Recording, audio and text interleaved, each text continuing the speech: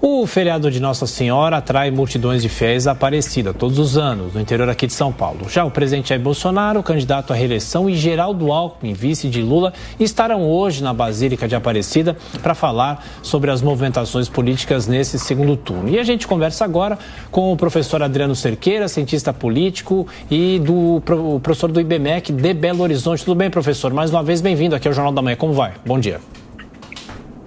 Bom dia, Tiago. É sempre um prazer estar aí com vocês. Muito obrigado aí pela presença.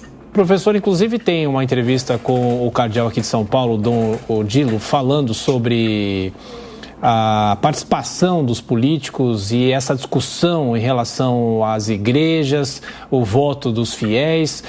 É sempre normal ver essa mistura da política com a religião, professor? E justamente no dia de Aparecida, como é que isso funciona? Como é que isso deve ser analisado? Não, sim, isso é muito comum, né? Na história, a gente tem vários eventos que foram mobilizados por fervor religioso. A Revolução Puritana, né, do século XVII, que foi decisiva para a configuração atual do Estado inglês, ela foi uma revolução também religiosa, né? Os pregadores chamados protestantes, né, seriam os evangélicos, como a gente falaria hoje, eles eram antimonarquistas, eles queriam dar mais poder ao parlamento. Então, essa identificação da religião com a política sempre aconteceu, e na política brasileira também, até porque a grande maioria do eleitorado brasileiro é católico e cada vez mais evangélico, né? Pelas pesquisas varia de 75% a 80% do eleitorado, mais ou menos uns 50% de católicos, mais ou menos uns 32%, mais ou menos 35% de evangélicos, e há já uma certa polarização, né? Os católicos têm votado um pouco mais em Lula, enquanto que os evangélicos estão votando de uma forma mais majoritária mesmo em Bolsonaro. Então, há sim essa confluência entre política e religião. Professor, na sequência, as perguntas dos nossos comentaristas, começando por você, Roberto Mota. Bom dia, professor. Nós ouvimos declarações fortes sobre religião nessa campanha, aliás, seria justo dizer nessa campanha e na anterior. Em 2018, durante a campanha presidencial, a gente viu o então candidato Fernando Haddad e a sua vice Manuela Dávila, que é uma deputada comunista, indo à missa, comungando. A gente tem ouvido declarações do presidente Bolsonaro dando ênfase na sua fé, o que às vezes o torna alvo de críticas por pessoas que acham que isso fere a separação entre igreja e Estado. Mas eu achei muito interessante o exemplo que o senhor deu do Reino Unido, porque lá essa separação entre igreja e Estado não é muito forte, porque o rei, que é chefe do Estado, ele também é o chefe da igreja anglicana, tá? Enfim, a gente teve outro episódio polêmico, que foi a invasão da igreja lá de Curitiba por um vereador petista, que depois foi cassado, depois teve seu mandato devolvido. Qual é o impacto, professor, da religião nesta eleição? Ele é maior do que foi até agora? A gente está vendo alguma coisa diferente? Bom dia, Roberto Mota. Com certeza, essa eleição está mobilizando demais a questão religiosa, tanto que os institutos de pesquisa têm feito cada vez mais perguntas sobre a religiosidade do eleitor brasileiro, né? Inclusive, uma recentemente feita pelo Poder Data fez uma pergunta muito interessante. Se o entrevistado votaria em quem não acredita em Deus. 54% responderam que não votam em candidato que não acredita em Deus. É um número muito grande, né? E só 37% responderam que sim. E é interessante que a maioria dos que falaram que não votam em candidato que não acredita em Deus, votam em Bolsonaro. E uma porcentagem maior daqueles que falam que votam em quem não acredita em Deus, vota em Lula. E por isso que a questão religiosa para Bolsonaro, ela está muito bem ambientada na sua candidatura, desde os lemas da campanha dele, as falas dele, né?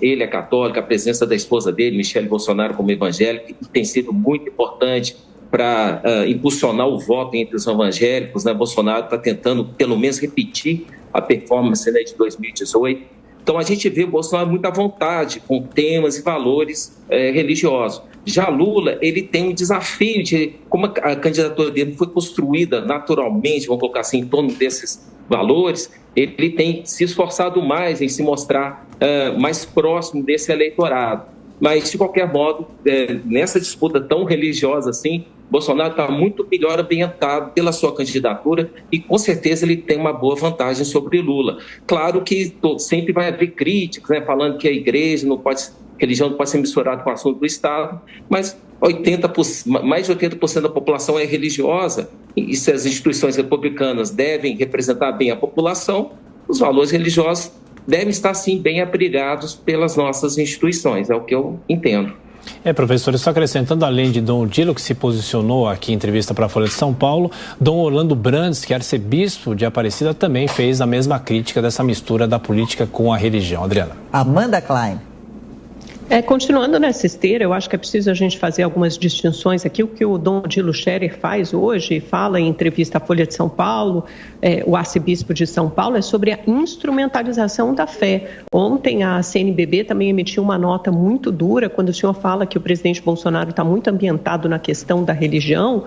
Há críticas duras de arcebispos e da comunidade católica ao que é percebido como uma instrumentalização da fé e uma mistura indevida da política e da fé. Ele diz, inclusive, o Dom Odilo Scherer, que se quiser ir à Aparecida, que vá como romeiro, mas que depois a exploração dessas imagens para fins políticos eleitorais é condenada. Então, ele condena esse comportamento. E o presidente Bolsonaro, ele é muito ambientado entre o eleitorado evangélico. Ele teve uma votação expressiva nesse segmento em 2018 e repetiu o feito em 2022, mas entre os católicos, o presidente Lula tem uma votação muito maior. Eu acho que cumpre a gente lembrar nessa questão da instrumentalização da fé que o próprio Partido dos Trabalhadores, o PT, nasceu das comunidades eclesiais da base. Tem a teologia da libertação, sempre foi um movimento também ligado à religião. O presidente Lula repete que prefere não instrumentalizar e não misturar a questão de religião e política. Aliás, eu acho muito bem-vindo. Religião parece ser uma questão muito mais de foro íntimo,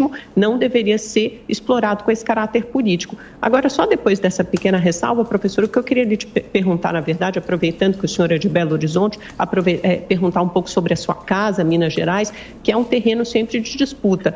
Lula venceu com 5 pontos percentuais no primeiro turno, cerca de 600 mil votos. Bolsonaro quer recuperar essa diferença, quer virar, para isso ele conta com o apoio do Romeu Zema. E Lula conta com o apoio de vários prefeitos petistas em Minas e principalmente com o norte do estado, que é mais pobre e vota mais parecido com o Nordeste. Quem deve levar melhor? O senhor acha que esse apoio de Zema a Bolsonaro de fato irá converter votos, pensando que ele não conseguiu, elegeu pouquíssimos deputados para a Assembleia Legislativa e também não conseguiu eleger candidato ao Senado, ou então os seus candidatos do Novo a deputado federal por Minas? Aqui em Minas, né, a situação é que o Zema se reelegeu facilmente, né? Ele explorou muito a adesão de Lula ao Calil, para ficar conhecido no Estado. Ele tentou colar na imagem de Lula e o Zema, o que ele fez? Ele colou a imagem do PT e da administração de Fernando Pimentel, que foi muito mal avaliada aqui entre os mineiros, principalmente entre os prefeitos, né, que ficaram com uma grande dívida por conta do não repasse, né, de tributos estaduais da parte da administração petista, né, do Fernando Pimentel. A propósito, Fernando Pimentel tentou se eleger deputado, não conseguiu, para você ver o tamanho da rejeição. E aí o Zema, ele poupou, de certo modo, o Lula no primeiro turno, porque ele não queria trair a polarização presidencial para a disputa estadual, justamente para não facilitar a estratégia do Calil. Só que imediatamente após ser reeleito, o Zema já começou na testa do Lula o selo PT, né? Administração Pimentel. Ele está explorando bastante isso. Já na terça-feira, né, de manhã, em Brasília, o discurso dele foi muito forte, falando que os prefeitos de Minas não têm saudade, sofreram bastante, né? Até citou casos de tentativa de suicídio, enfim. Ele tentou explorar muito bem essa rejeição que os prefeitos têm com essa administração petista. E é isso que ele está fazendo. O Zema foi muito caridoso com os prefeitos, né? Ele saldou as dívidas que o Estado tinha com as prefeituras vão terminar esse ano bem abastecidas, né, de recursos que lhes eram devidos. E também é um ponto muito importante a ser destacado, é que no segundo turno os prefeitos vão ter, nos novos deputados estaduais e federais, seus emissários, né, suas pontes de articulação, tanto com o governo estadual quanto com o Congresso Nacional. Esse novo Congresso Nacional, ele é conservador e fez de Bolsonaro uma liderança. Então, os prefeitos têm mais 2 anos pela frente para tentarem ganhar a eleição municipal daqui a 2 anos. Eles vão depender demais do apoio de Zema e demais do novo Congresso Nacional. Tudo isso tende, sim, a favorecer a candidatura de Bolsonaro, porque a diferença foi só de 4 pontos aqui em Minas e pode ser facilmente revertida, dependendo do empenho que está sendo feito junto aos prefeitos. Professor, rapidamente, para a gente fechar, Mota. Eu só queria fazer uma observação sobre a observação que a Amanda fez, que não existe exemplo maior de exploração política da religião do que as tais comunidades eclesiais de base. Elas são o centro da teologia da libertação, que é a aplicação do marxismo ao cristianismo. Agora, o marxismo abomina a religião, então misturar marxismo com cristianismo é misturar óleo com água. Quer concluir, professor? Por favor. Sim, esse ponto é interessante, porque o PT cresceu muito em cima desse eleitorado majoritariamente católico, principalmente no final do século passado e início desse século. Só que a partir do início desse século, o crescimento dos evangélicos tem ficado bastante acentuado. Então, se o eleitorado petista tem um perfil católico de militância das bases, o eleitorado de Bolsonaro tem um perfil evangélico, né? E com valores mais ligados à família, que a gente poderia chamar conservadores. Esse perfil está crescendo, né? E enquanto que o perfil que favoreceu o petismo está declinando. Então, a gente está vendo, sim, não vou dizer propriamente instrumentalização, mas uso político, né, para tentar vencer eleições, e que está havendo 2 forças aí em ação. Ok. Professor Adriano Cerqueira, cientista... Só uma última observação. Rapidinho, é muito ruim você tentar imputar um lado o monopólio da fé e desmerecer ou subestimar a fé do outro lado. Primeiro, porque é uma coisa de foro íntimo das pessoas. Você não sabe ao fazer essa afirmação das comunidades eclesiais de base. Isso é muito importante para o movimento social. Está ligado com o surgimento do Partido dos Trabalhadores. Não tem nada que você possa imputar a essas pessoas que não sejam pessoas religiosas ou não sejam pessoas de fé. É muito ruim você acusar, porque isso é uma mentira, uma pessoa de ser mais ou menos católica, ou criticar a Manuela Dávila ou Fernando Haddad por terem comungado. Se eles são católicos, eles podem perfeitamente comungar. Se eles foram batizados, fizeram primeira comunhão, eles podem perfeitamente comungar. Quer dizer, eles fazem parte do universo católico.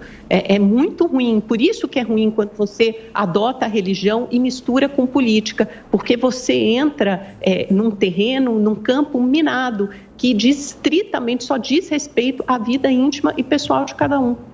Bota para encerrar, hein? 30 segundos. Amanda, eu só busquei coerência no que você disse. Se você acha que não se pode... Não é coerência, você está distorcendo. Deixa eu terminar, você acha por que por alguém é de esquerda, você está, em última instância, o que você está falando é que se alguém é de esquerda, essa pessoa não pode ter fé, ou é menos católica, ou é menos crente, ou é menos evangélica. Isso não é verdade. Você está misturando alhos com bugalhos. Isso não é verdade. Simplesmente não é verdade. Eu não falei isso. Você disse que não se deve misturar religião com política. Eu te dei um exemplo. E aí você citou as comunidades eclesiais de base, que são justamente a mistura de religião com política. Foi só isso que eu falei. Eu estou dizendo que o movimento religioso está na raiz do nascimento, do surgimento do Partido dos Trabalhadores. Então não há como você acusar o PT de não ter religião ou de não falar com religiosos. Eu não estou falando isso, simplesmente Amanda. Isso que eu estou dizendo. Não acusei da o PT mesma de nada. forma, como o presidente Bolsonaro, o próprio professor explicou aqui, tem um vínculo, uma associação grande com comunidades evangélicas. E, tudo bem, é só você não instrumentalizar ou só não usar a fé, a religião, para minar o espaço que tem que ser de discussão política e de debates para o futuro do país. É isso que interessa. Bom, nós temos que encerrar o debate, também a nossa entrevista, professor Adriano Cerqueira, do IBMEC de Belo Horizonte. Obrigado, professor. Bom feriado, um abração. Obrigado.